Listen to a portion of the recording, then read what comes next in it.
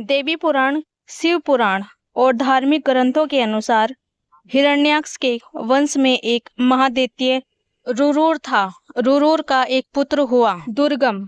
दुर्गमासुर ने ब्रह्मा जी की तपस्या करके चारों वेदों को अपने अधीन कर लिया। वेदों के ना रहने से समस्त क्रियाएं लुप्त हो गई। ब्राह्मणों ने अपना धर्म त्याग कर दिया। चौतरफा हाहाकार मच गया। ब्राह्मणों के धर्म विहीन होने से यज्ञ आदि अनुष्ठान बंद हो गए और देवताओं की शक्ति भी क्षीण होने लगी, जिसके कारण एक भयंकर अकाल पड़ा। किसी भी प्राणी को जल नहीं मिला। जल के अभाव से वनस्पति भी सूखी हो गई।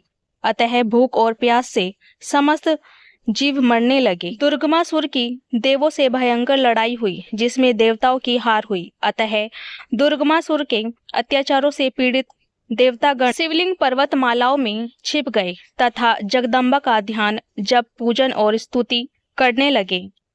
उसके द्वारा जगदम्बा की स्तुति करने पर महामाया माँ पार्वती को महेशानी भुवनेश्वरी नामों से प्रसिद्ध है रूप में इसी स्थान पर प्रकट हुई। समस्त सृष्टि की दुर्दशा देख जगदम्बा का हृदय पसीज गया और उनकी आंखों से आंसुओं की धारा प्रवाहित होने लगी।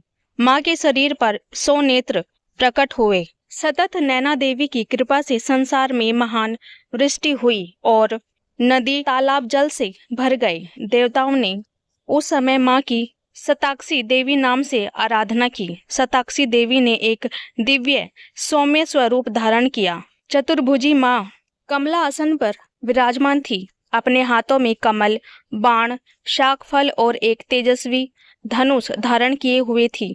भगवती परमेश्वरी ने अपने शरीर में अनेकों शाक प्रकट किए, जिसको खाकर संसार की अक्षुधा शांत हुई। माता ने पहाड़ पर दृष्टि डाली तो सर्वप्रथम सराल नामक कंदमूल की उत्पत्ति हुई। इसी दिव्य रूप में माँ शाकंभरी देवी के नाम से पूजित हुई।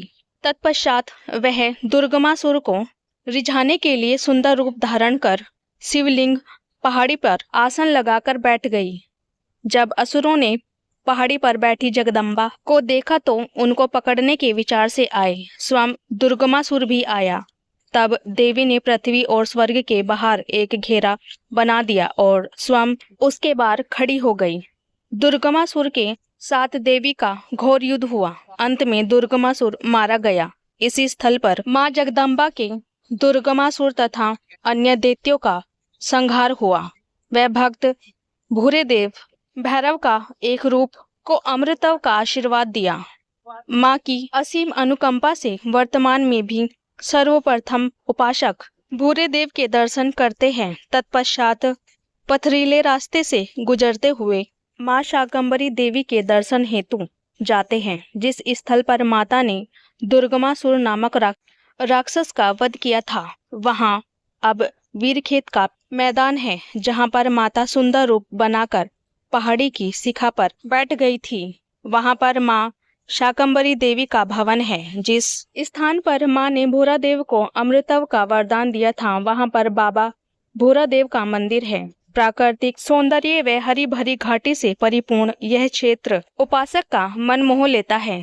देवी पुराण के अनुसार शताक्षी, शाकंभरी व दुर्गा एक ही देवी के नाम है। शाकंभरी देवी ने प्रचलित पौराणिक व्याख्यान व दंत कथाएं महाभारत के वन पर्व के अनुसार शाकंभरी देवी ने शिवालिंग पहाड़ियों में 100 वर्ष तक तप किया था। महीने के अंतराल में एक बार शाकाहारी भोजन का आहार करती थी। उनकी कीर्ति अनुसार ऋषि मुनि उनके दर्शन में आए। देवी ने उनका स्वागत भी शाक से ही किया। तभी वह शाकंभरी के नाम से जानी जाने लगी। इसका अर्थ यह है कि देवी केवल शाकाहारी भोजन का भोग ही ग्रहण करती है। स्कंद पुराण के अनुसार यमुना के पूर्व भाग में सूर्य कुंड है। यहाँ पर विष्णु कुंड और बाण गंगा सरीखे तीर्थ विराजमान है। शाकंभरी देवी विराजमान है। भगवान विष्णु ने रुद्र को प्रसन्न करने के लिए तप किया। यहाँ पर शाकेश्वर महादेव प्रत्यक्ष सिद्धिदायक है। प्राचीन काल में 100 वर्षों वाले अकाल या युद्ध में अपने अंगों से उत्पन्न विशेष प्रकार के शाक द्वारा देवी ने भरण पोषण कराया था, इसलिए वे शाकंभरी के नाम से विख्यात हुई।